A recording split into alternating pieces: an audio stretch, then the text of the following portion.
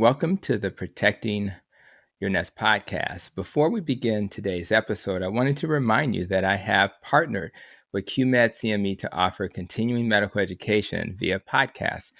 This continuing medical education would be in the form of CME, CE, and CEUs. And those who understand those languages, terms, they'll understand what I'm saying. QMed CME is filling the knowledge gaps in healthcare education through diversity, equity, and inclusion in medical education. And for me personally, it's a way to bring the metabolic health message directly to clinicians who may not have heard the incredible stories of healing we share on this podcast. So if you know a clinician who you feel would benefit from learning the Protecting Your Nest principles, make sure to direct them to qmedcme.com, where they can earn continuing medical education virtually via podcasts, live conferences, journals, enduring learning, and more.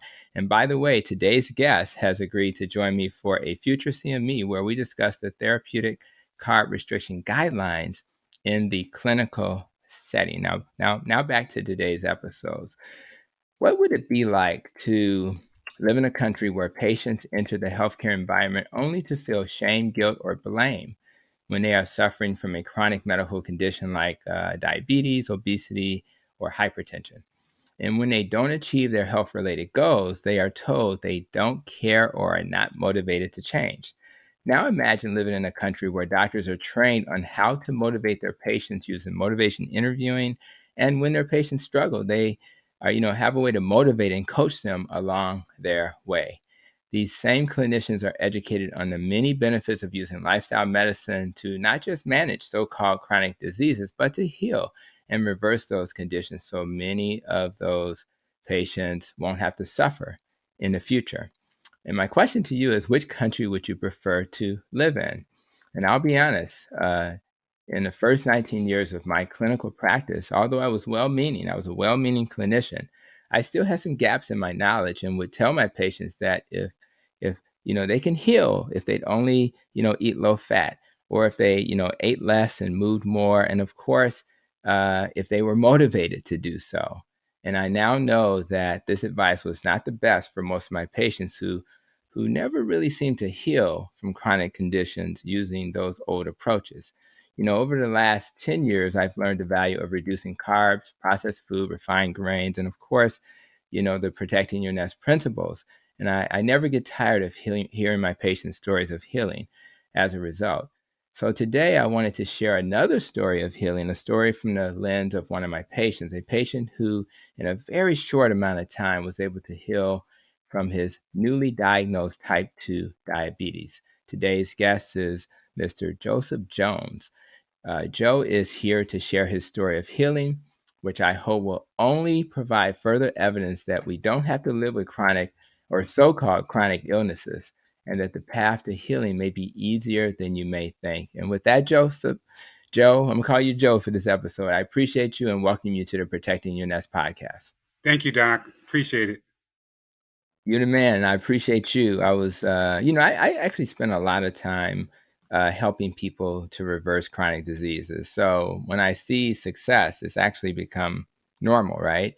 But every once in a while, I'll see the dramatic change that occurs, and that'll sometimes inspire me to say, I need to bring this guest to our episode. So hopefully others will learn that this is possible. So when you came to see me let's just go back, I guess about 5 months ago, your hemoglobin A1C was 12.6, which is pretty high, probably averaging over 300 blood sugar. You heard, you kind of learned the principles of carb restriction. And only like 4 months later, that 12.6 went down to 4.4, which is crazy, right? So that was amazing. You also had to change your belt a little bit because you lost a few pounds, right? Yes, I And did. yes, that was amazing. So it was like 298 and it went down to 261. And it's just, again, when we talked and I was so excited, we got your daughter on the phone and we celebrated your success. And a lot of people don't think this is possible. And again, that's why I want you to be here today. And so let's start our conversation. I didn't share a lot of details about who you are other than my patient. So let's start there. Let's talk about your occupation, Let's talk about your family dynamics and maybe the things you like to do in your spare time. Sure, Doc. I am actually a surgical robotic engineer. So I actually fix the equipment that actually perform robotic assisted surgery. Um, Nice. I always figured myself in good shape, even though I was tipping the scale close to 3. I was still active, carry a 50-pound book bag, do all types of airport, 3 or 4 miles a day. So, I didn't see this coming. Family wise, my parents non-diabetic, my mother or father. So, I didn't see that in my lines or how, in my future. Yeah. I was running and constantly going, didn't know it, didn't have an idea what was going on until that one day. And before I say that, I want to say I got 2 daughters, 3 daughters total, 2 daughters in the medical field, heavy in the medical field, and a 17-year-old. So I began to crash. I came home from a trip that weekend, all the signs of being a diabetic was there, but I didn't see anything. I just kept pushing it, just figured it was just a way of life. And then one of my daughters, of course, I want to say the wife tricked on me. She told one of the daughters what was going on. Uh, Daughter came over immediately. She talked to me and we went to see the doctor. Took the test, blood test. Come to find out, I was 692. My sugar was 692. I thought I can just, take some, I want to say it was Jordania, just to go ahead along Mhm. with Metformin and that'll be Yeah. okay. But that kind of catapulted me down into and I'm not sure if I'm saying it right, ketoacidosis, something Yeah, similar. keto. Yeah, and Yeah, there's a diabetic ketoacidosis. I'll right. comment on it So in a minute.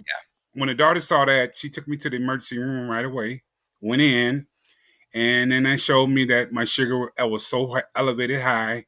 My A1C was 12 point, I think it was 12.4 or Yeah. 12.6, and I was crashing. When I mean I was crashing, and mind you, I'm a fit guy, and I don't see it, you know. So after we finished all that, I was hospitalized for a couple of days to get my sugar in order. I saw a podcast from Doctor here, Dr. Tony, and it was with one of my daughter's co-workers. Her name was Gwen. Yes. So my daughter had me look at it, and I'm like, "No, I'm not trying to look at this podcast. I don't want to hear. I'm trying to fix it in my mind." But when I watched the podcast and heard about carb restrictions, how I can reverse it, I'm the type of person that take a challenge. So I'm like, okay, I'll take a little bit. I still wasn't sold on it, but until the day we went and visit Dr. Tony Hampton. We went in his office and he's like, hey, we finna get it right. This is what we finna do. If you follow these instructions, it will work. So of course, I'm like, okay, I'm gonna take a challenge with my daughters, both of them calling me every day, like, hey, this is what you gotta do, this is what you gotta eat. And I thought it was gonna be a hard battle, but as I looked at it, once I learned what it meant by carb restrictions, Hmm. my mind was always saying, watch your sugar, watch your sugar. I wasn't thinking about carbs. I didn't put the two together that carbs is sugar. So just watch your sugar. So I'm looking at what the sugar content is, okay, it's a low sugar and it's okay. But my daughters, both of them would call me and say, Dad, worry about your carbs. Carbs intake. Don't focus on anything but with your carbs. So they told me, hey, if I do under 150 carbs a day, I'll start losing weight and get my sugar in, get my sugar under control. I took it one step further. I decided to go half of that. I said, I'm going to do 70 carbs a day. So now that meant reading everything that you're eating, looking at it. But the bad thing people think is when you say carbs, no more chicken, no more, 2 pieces of chicken, that's too much. You have to look to see what has carbs in it. And I think that was opened my eyes up to say, oh, you can have that extra chicken breast. Forget the potatoes. Let's eat the green beans. Now if there's some room left, okay, you can have some of that potato, but in moderation. So that actually catapulted me into the right direction. I got that frame of mind, and I was stuck on a 70 carbs per day for a while. Just morning breakfast, morning lunch, and dinner. And that dropped the weight. and I couldn't wait to get back. I knew my A1C was coming down because my Mm-hmm. clothes started, too big. And I never had a problem with clothes being too big, you know. And once I started putting on suits again and, old suits, I'm glad I never got rid of them. They start fitting, you know. But that was Wow. my story. I was into, a situation that I didn't have. If I didn't have the help of the daughters who was medically termed, that I would rely on, or a person to talk to rely on, I think medication would have been my goal of, let me try and fix this with medication. And both of them would call me, I mean, daily, like, Dad, what are you eating? Dad, what's your carbs? Dad, forget this. What you try this? Let's go with the zero drinks. Oh, Dad, let's go with Crystal Light. How about this one? And the recommendations and everything from there, Doc, it just catapulted me into the right direction. I'm jealous because I have 2 boys, and I don't know if they would I don't know if they would do all your daughters did, I know their daughters and their fathers are, like, magical. They're not playing around with their dad, so I appreciate them, and so a couple of things that come to mind. Shout out to Gwendolyn Butler. See, this is about a grassroots effort. So Gwendolyn Butler, that's a commercial. Thanks for the commercial for a previous episode that you just shared. And she came to me and was able to reverse things just as quickly. So shout out to the work she does and, being a clinician as well. But you mentioned 70 carbs. And I think that's important because the average American consumes 250 to 350 carbs a day. So a lot of people don't realize it. And so, although we tell people, consider 50, some people go to 20, you don't have to it's all about going in a different direction than you're currently going in. So if you start to recognize, just like your daughters recognize, that it's really the carbs from other sources, grains and starchy things like potatoes, rice, etc. Those things can harm you more than the cake can. Mm-hmm. And then this ideal about ketosis, right? So you mentioned diabetic ketoacidosis, and there's a difference between diabetic ketoacidosis, which could literally kill you, Mm-hmm. versus nutritional ketosis, and that's when your body starts to use ketones as its primary fuel. You're not going to have any major issue with becoming too acidic, having issues with your potassium with nutritional ketosis. There are some medicines, the medicines that make you urine, pee out glucose. Those types of medicines will put you at slightly higher risk. But for the most part, it's about you just trying to reduce the carbs, and nutritional ketosis is safe. Diabetic ketoacidosis is not safe. And I just appreciate one more thing you said. You said, if I just did it, it would work. And I tell patients that this approach is nearly 100% effective if you can do it. My challenge, and I think all clinicians' challenge, is how do we get people to do it? You had the blessing of 2 daughters that were kind of on you and reminding you and encouraging you. So again, I hope they hear my voice when I Mm-hmm. say that we all appreciate that you love your dad that much to do that. So thank them for that. And I do want to speak a little bit about what it felt like.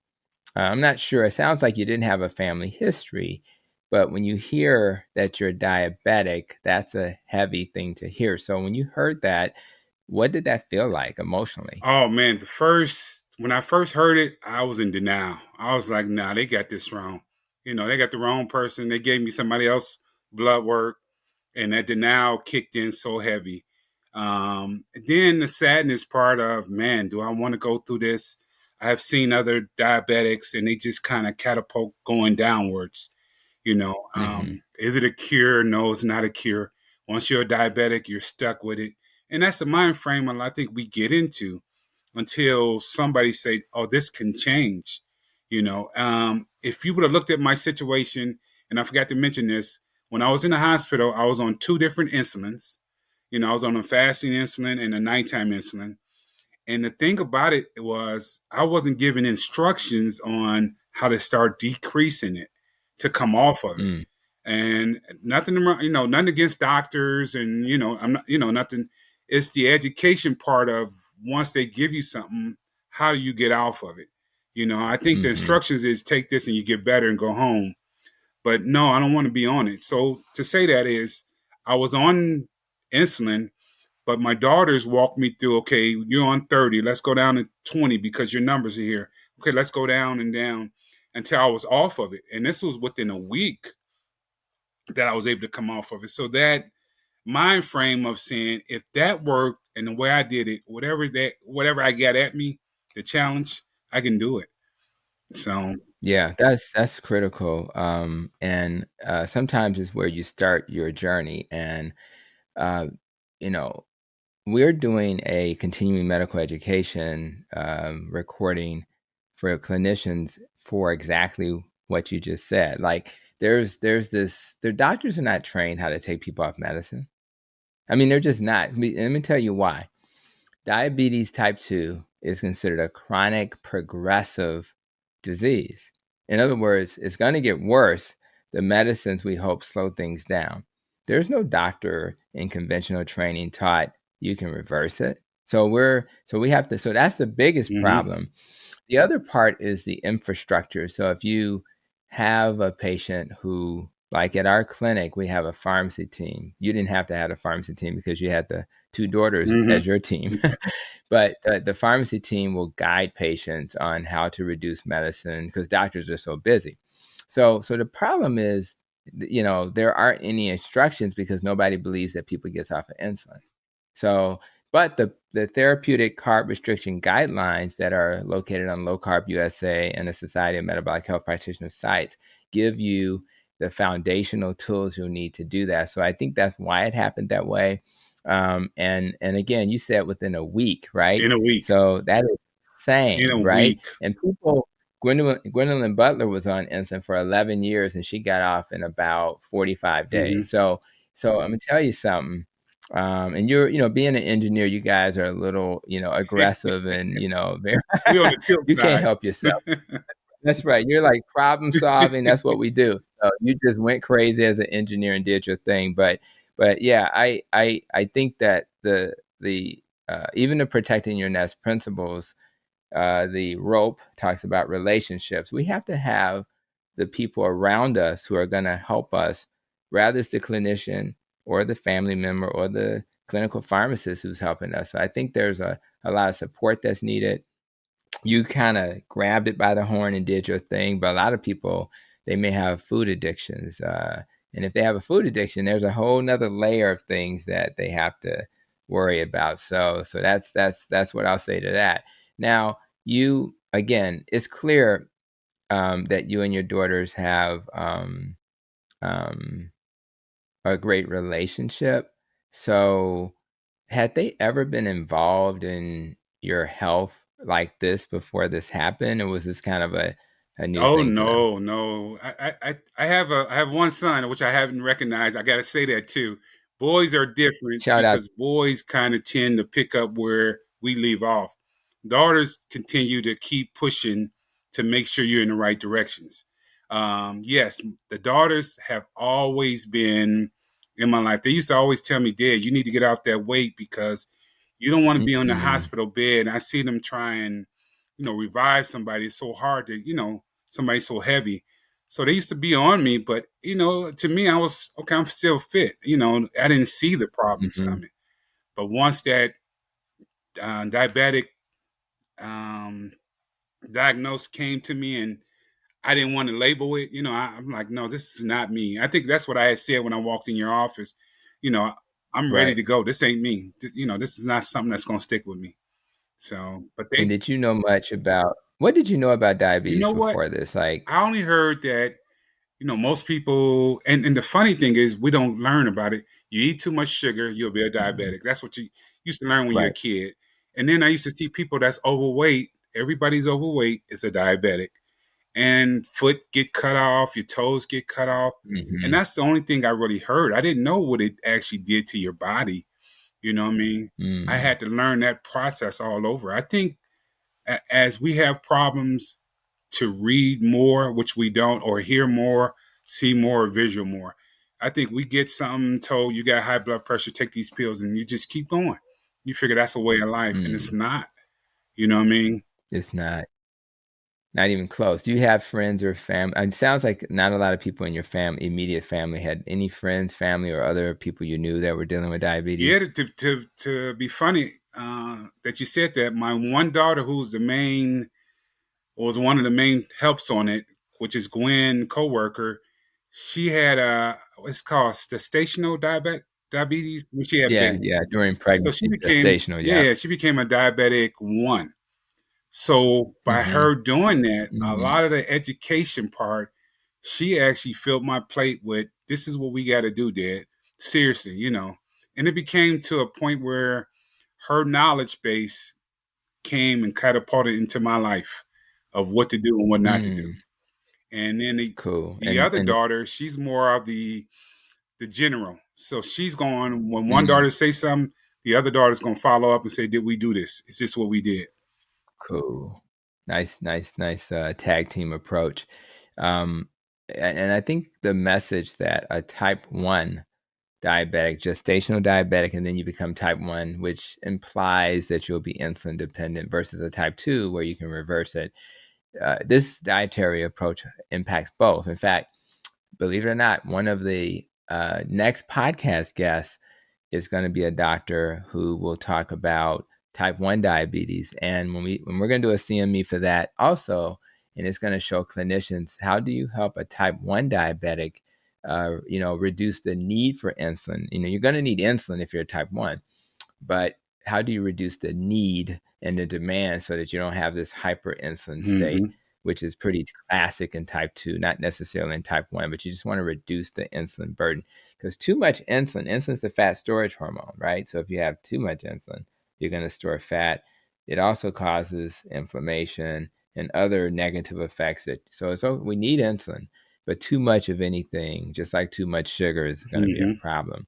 Um, when I talk to patients about chronic illnesses, I tell them, that you have an approach. Like your approach was very simple. I have two paths. I can go down the take medicine path, or I can go down the let's reverse it with lifestyle path. And you had enough sense to say, I don't want to take medicine, which is Mm-hmm. amazing, and I really appreciate that. Another way of looking at it that I share with my patients is that, you know, you can use your antidote, and in your case, it was, I think one of the medicines you may have implied was Jardiance, but Metformin, other than insulin, is what you were taking Just when I metformin. got Yep. to know you. Yeah, it was Metformin, That, right? So you can take the antidote approach where Metformin is the antidote, right? And and the poison is the sugar or starch or processed mm-hmm. foods, right? So what we do in healthcare is we focus on the antidotes: metformin, Jardiance, insulin, etc., glipizide. But wouldn't it be more logical to not deal with the poison, right? And then you won't need the antidote. And it's almost like, I like hanging out in the forest and there's snakes. Well, so I carry around my antidote. I'm not hanging out in the forest no more. you know, Take it the short way. I'm I'm taking right. I'm going to skip the Mm-hmm. snake, and I won't need the antidote. I tell my patients, skip the sugar and starch, and you won't need the antidote with it, which is these medicines. And that's the paradigm shift that we need to have. So when you hear that kind of explanation, did you hear anything like that while you're in a hospital? Had you thought about that kind of different way of thinking about No, things? actually, all I thought about, okay, I'm in this metformin. This is what the doctor prescribed, besides the insulin. And the insulin came the week I got out of the hospital. I came off that. So just the metformin, I was ready to stop taking metformin right away because of the way my mindset has said, we're going to get off this medicine. But, I didn't really understand there was another way other than the medicine until I kind Hmm. of heard the podcast of you saying this. So, hey, you can do this, you can decline it. And once I, learned that and understood it, it was on. It's on you It know. was game And I over. think most people need a challenge of, and I don't mean to shock them, either you're going to die or you're going to live. And that's the ultimate. You can't say, well, Mm, you're going to escape through life. You'll be okay. But if something get presented to you where you're going to die or you're going to live, which way you want to take? And I took the that's route of, right. I want to live. So let me do everything I need to do right to do this. And that's right. And I want to say out loud, none of us, rather it's myself or Joe, are anti-medicine. What we're saying is, if we have to, Joe used insulin in the hospital, and in that moment, he probably Yes, I needed did. insulin because the sugars were like sky high. So we're not anti-medicine. What we're saying is, it's about shifting the paradigm to say, we're going to use medicine as bridge therapy, temporary. It's like an emergency. When you have an emergency, I need you to act like you're in an emergency, right? Let's put out the fire. But once the fire is out, let's figure out how to not like have brush fires anymore. Let's not start fires. So I really appreciate that approach, and I just find that having to think differently is the purpose of this podcast, is the purpose of those CMEs that we're going to be doing.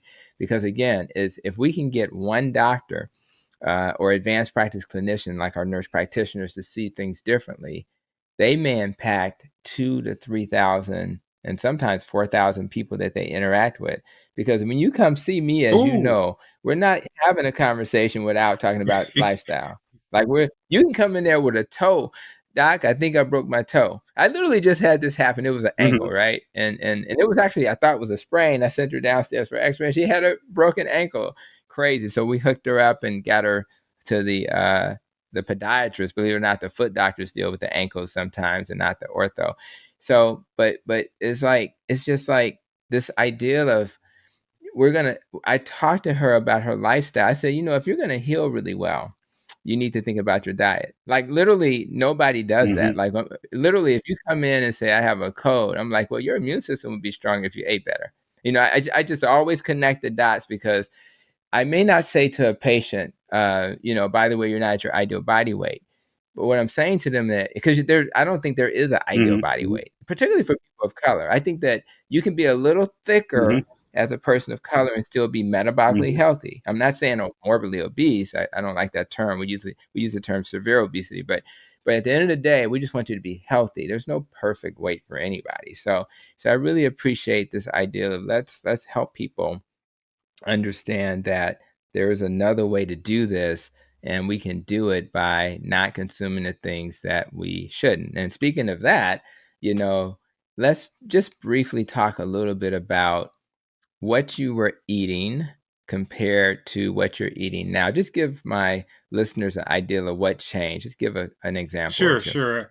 I would say before, you have no restrictions because you're going to eat anything as much as you want, pizza, pasta, potatoes. My biggest nemesis was the sugary drinks. And that was the biggest carbs because I'm thinking, fruit juice, it got fruit in it. Or eating a lot of Right. fruit, okay, I'm good with it.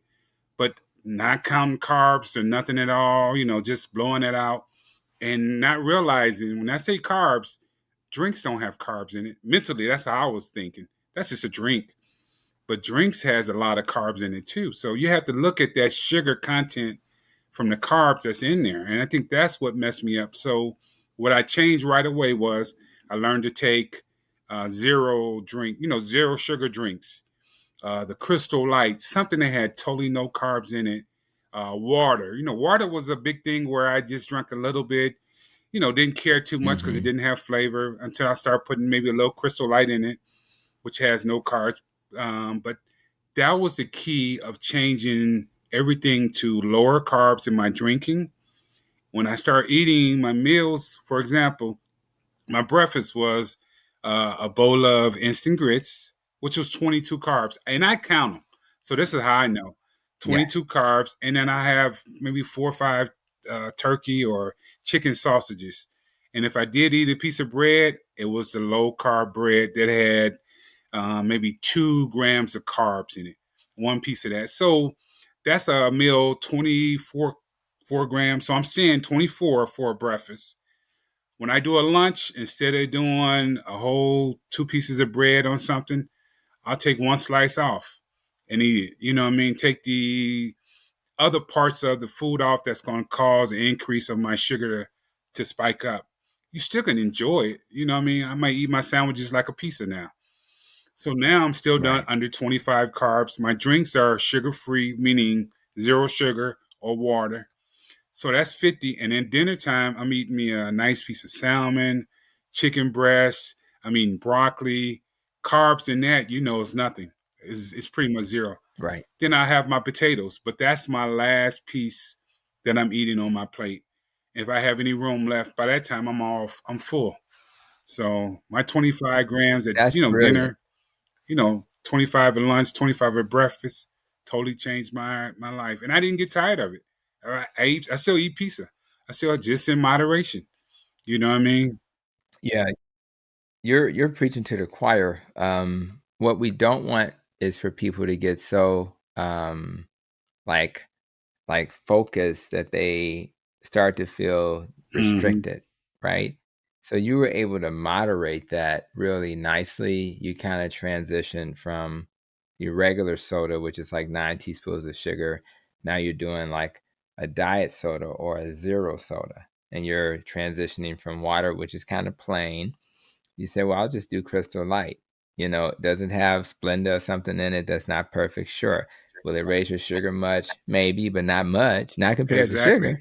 So that's really amazing. And you recognize, as an engineer, of course, you have to count and pay attention.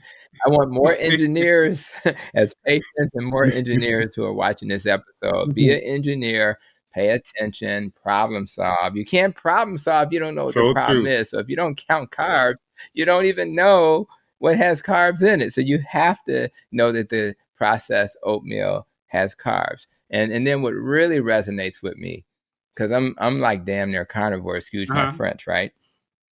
I eat my protein Mm-hmm. first, and then if I'm gonna eat a vegetable, it's gonna be non-starchy. And then you're right. If I wait to the very end to eat a starch, right, then I'm not even gonna be that hungry So by true. then. So you know what I Mm-hmm. mean? And the beauty of that approach is that the essential amino acids and fatty acids come from that animal product, right?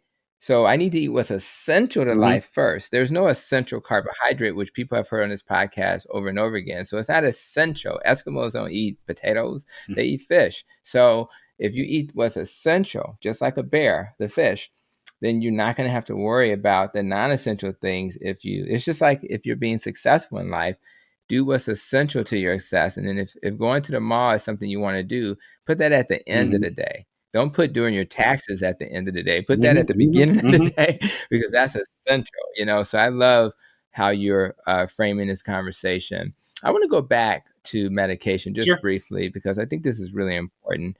And I have to be thoughtful how I frame this. I mentioned earlier that our clinicians are not trained to think that you can reverse disease, and there are people who take metformin for longevity. There are actually studies that show you can live longer with metformin. I just have a philosophical belief that I don't want to extend my life with chemicals, medicines, if I can avoid it. I prefer to do it through Mm-hmm. lifestyle. So that's just my philosophy.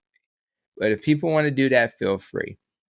But so we get to a point where your A1C goes from 12 to 4, Mm-hmm. right? And most clinicians would still want you to take I'm metformin, glad you're talking right? about this.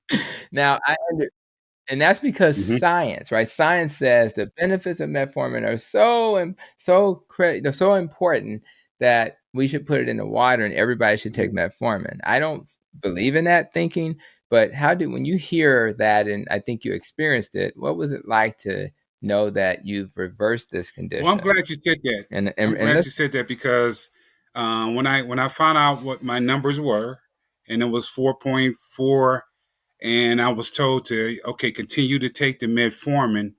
Now, mentally in my mind, I'm hearing the medical profession say keep doing it. So now in my mind, I didn't do something right.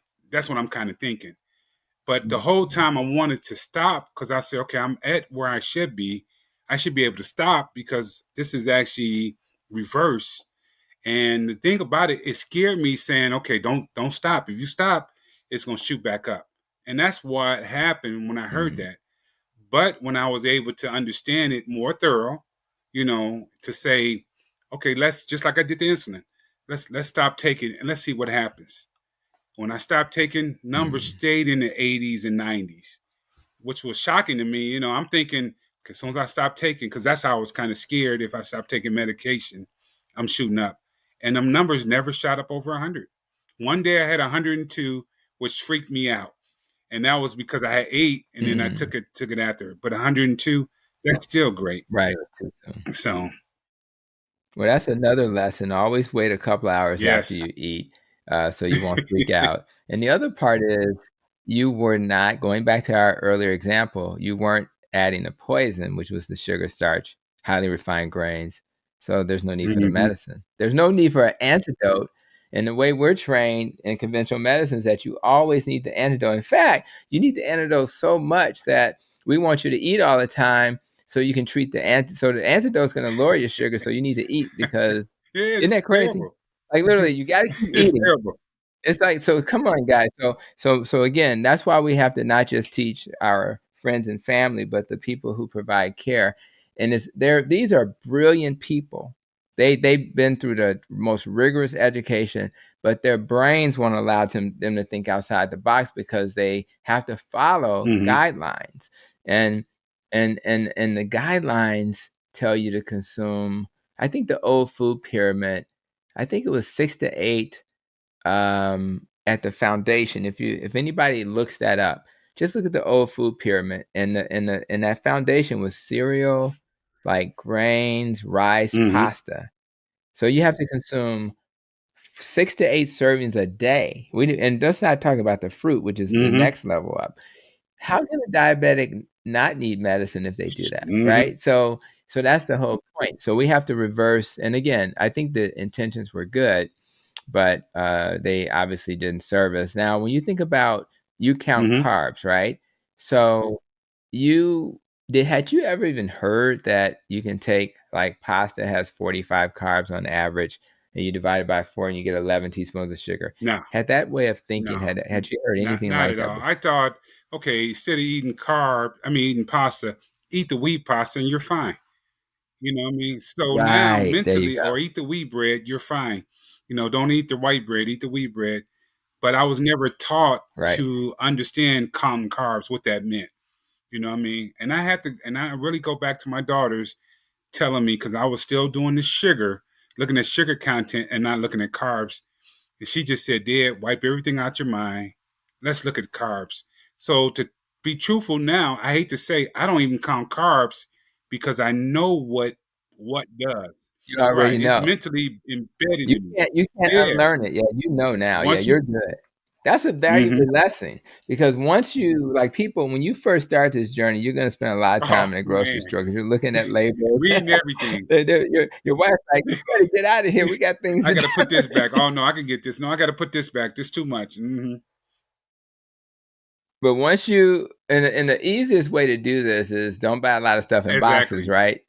But if you're on the outside of the grocery store, you're okay. But what's cool is, like, once you can't, like, what I always use brown rice as an example in clinic, and I'll just show the 45 carbs for brown rice, and then I'll say that's 11 teaspoons of sugar, because everybody thinks brown rice is better.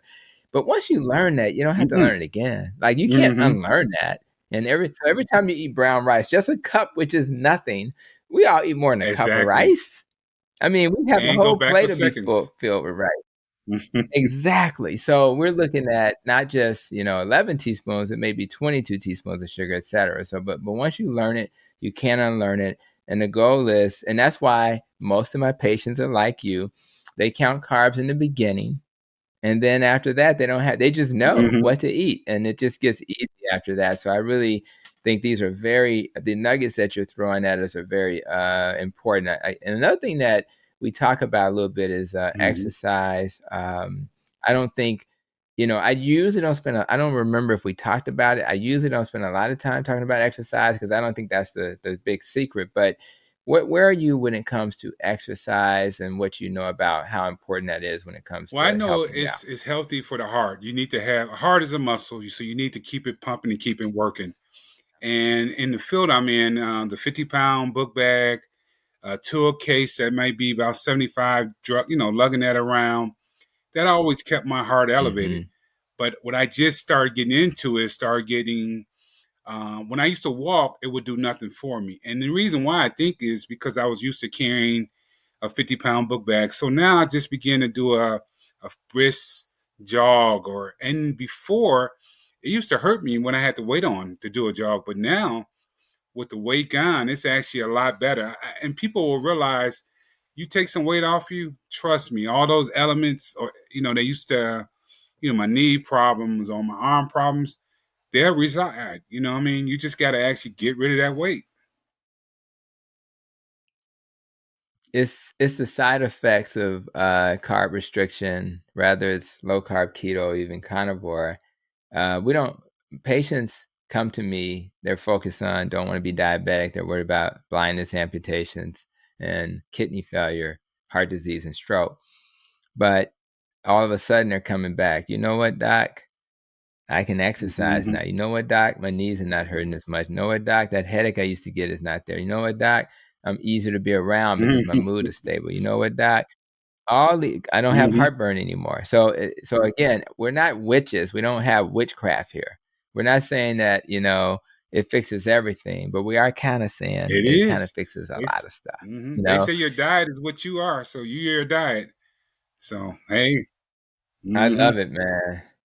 And you said, and so going back to exercise, healthy for your heart is what you said. That's exactly correct. So when we think about aerobic things like jogging, exercise bike, walking, that's definitely more heart healthy than it is anything else. Is it going to help you from a metabolic perspective? Yeah, of course it will. But what's going to help you even more? So the first thing is just a weight loss maintenance tool. So once you've lost your 30, 40 pounds, it'll help you maintain the weight loss. So that's the good thing. But what we'll probably talk about at your next visit is using those elastic bands. We need to build muscle now. And that's what we're going to do. So that's going to be your next, this is a preview to your next visit. We're going to talk about, let's build muscle and you won't have to do that often, because if you do it too much, it actually won't allow the muscle to recover and heal. So I really think exercise is important, but when you're starting off, especially if somebody's really struggling, they have really debilitating arthritis, they're in a walker or something, focus on the diet. That's the key, and reducing stress and sleep. So now, I know you were, we were just talking before we got started that you were coming from church, and you may want to evangelize after you've had the success. So how hard has it been to not become preachy about this to others? I know you want to help other people. That's what you do at church, but how do you manage that? I want to tell people, but I also don't want to, You know what? overdo it. I'm glad you said that, because I was talking to a friend of mine who was having problems with his weight. I need to get the weight down. And I was like, so what do you eat? Well, I just eat a piece of chicken breast. I eat some brown rice. And so I started to share a little bit with him, but it wasn't resident. How can I say it? He wasn't accepting the changes. I was like, well, why don't you just leave the rice alone? No, well, I'll just eat the oatmeal instead.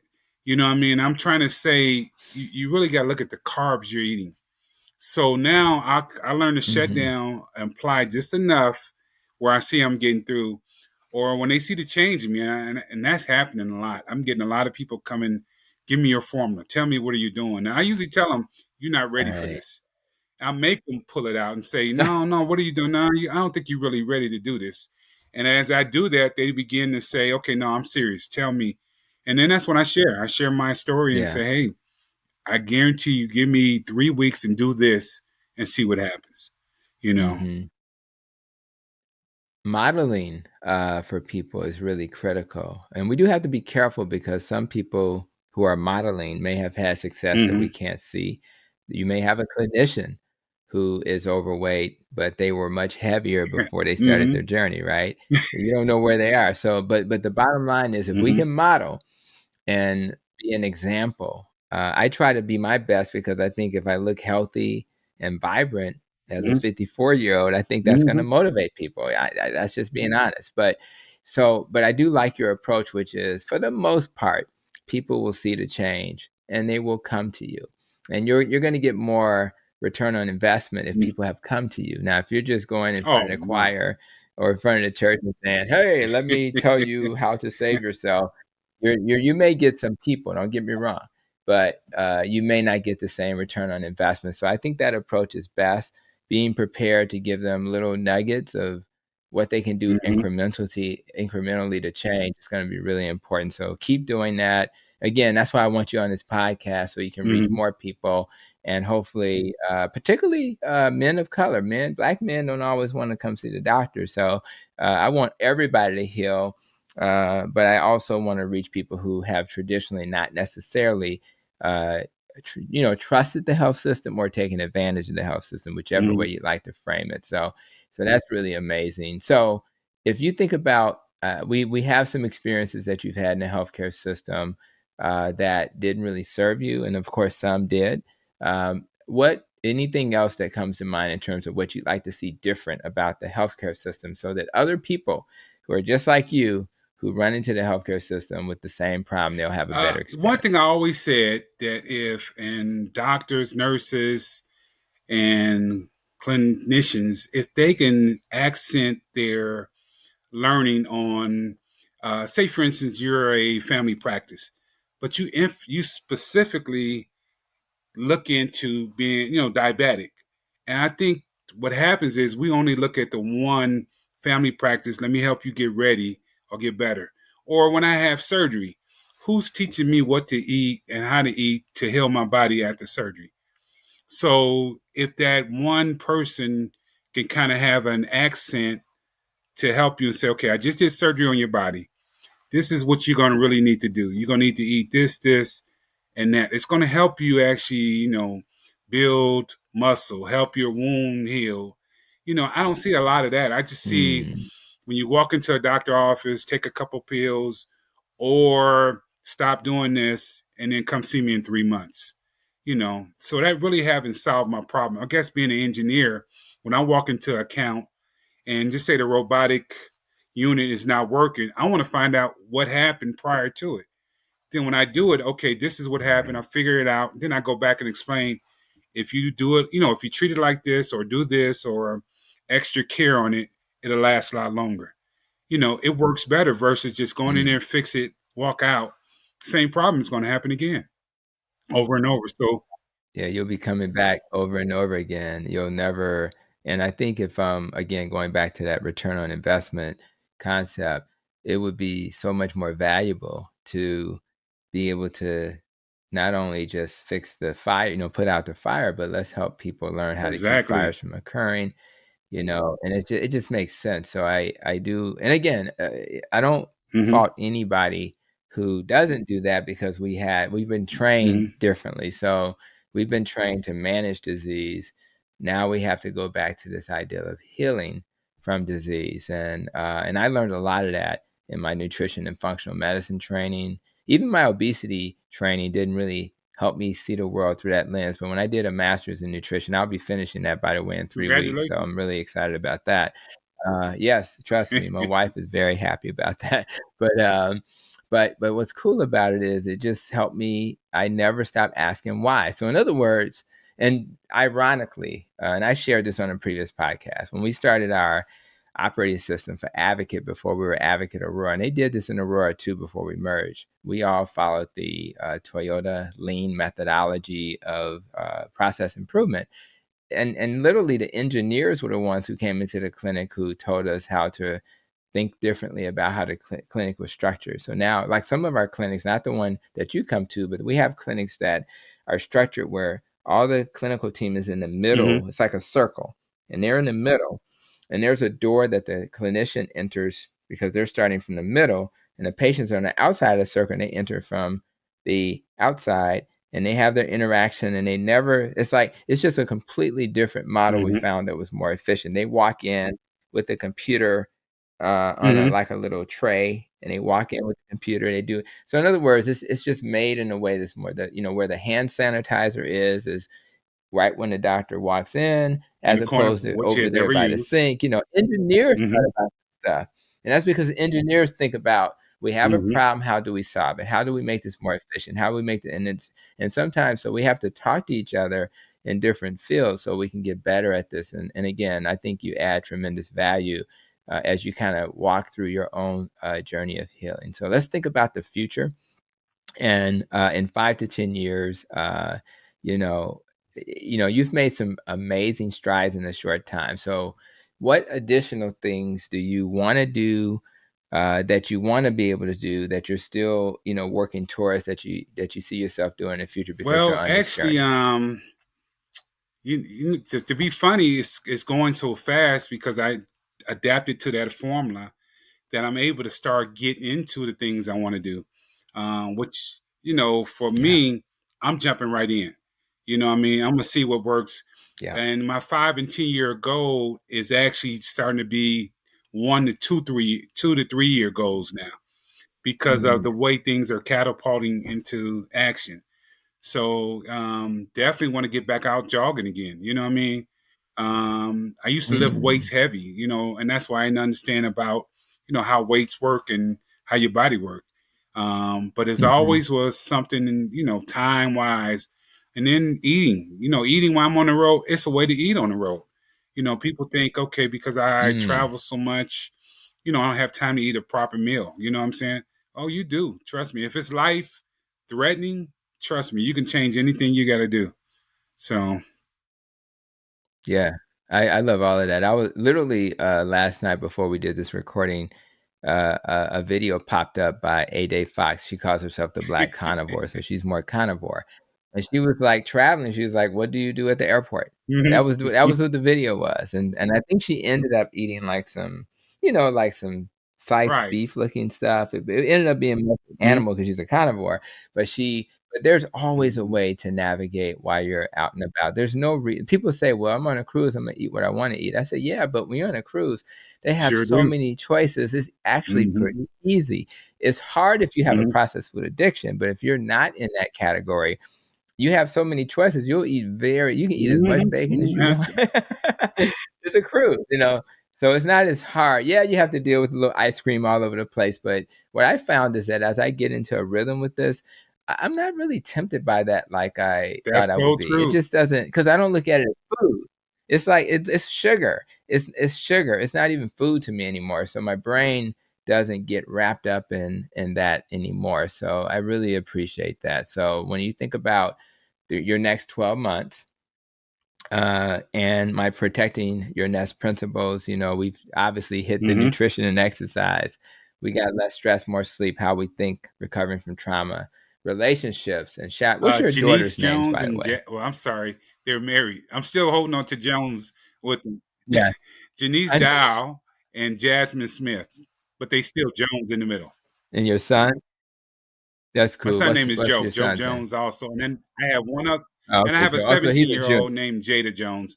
And yeah, the funny thing Oh, is okay, they cool. didn't include her so much of my diabetic, you know, prognosis, but when she found out, she wanted to start helping, and she started helping, giving me some shots in the Okay. beginning. You know, This is actually helping to strengthen exactly. relationships, right? Because they want to keep you around. Yes, I Any got five grandkids yet? grandkids, and they was all in it. They was telling if I had Oh, something, man. they was like, "Hey, mom, he got this. Is that okay for him to drink?" You know, I know. I love it. Well, thank God for them. What a blessing, man. So that's it. So that's why the relationships is in my rope. And of course, you have avoiding organisms and pollutants that can harm us, and making sure our So true. emotions and life experiences. These are great life experiences. So when you think about the nest and rope, where you want to put a little extra attention over the next Actually, 12 I want to months? focus more on, my the family part is there. All that stuff is good. My relationships, that's good. I would say it's funny that you said that. It's because I actually kind of, as an engineer, we take a pie and we split it and divide it all in one piece. And I put 25% on Hmm. everything. So wherever I see I need it is when I actually put more challenge on. So to be truthful, it's nothing really more that I want to put more in. I got that one formula. I got the Hmm. Nest program. So I know what I need to do. You know, I know if I'm coming Hmm. short on something, I know I need to boost it up. And I learned, one guy taught me years ago, he said, if you want to be a millionaire and you're not a millionaire, do just the opposite of what you've been doing. Hmm. If you if you think about it, Ooh, whatever you've wow. been doing haven't got you to be a millionaire. So do the opposite and see what happens. That's what I'm talking about. So that's pretty Yeah, obvious and yeah, logical. And I appreciate that. So, man, this has been wonderful. It was everything I was hoping it to be. I appreciate you and thank you for being here. And let's keep this journey going. Hopefully, we'll have a status report in the sure. future. So, Alrighty. thanks a lot, Joe, Thanks, for Doc. being with me today.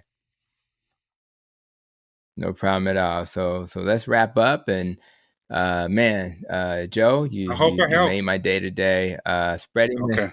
Yes, you did. You're spreading the you are evangelizing. You're spreading the healing message of reducing carbs and how it can reverse type 2 diabetes and many other chronic medical conditions that many people who we love and care about are suffering for. So I hope everyone listening to this episode, and more importantly, uh, I want you guys to, think about those people in your lives who do have diabetes, who are taking pills, who are on insulin, and who think that they'll be on medicine forever, right? It's important that we message to them that that's not necessarily the path you have to take. And the same handout that I gave Joe is in my link tree. So in the show notes, you'll see my link tree, and it has my 2-page handout that just talks about what you should eat more of and what you should eat less of. But again, as Joe has suggested, you don't have to go crazy. Just start moving in the right Yes.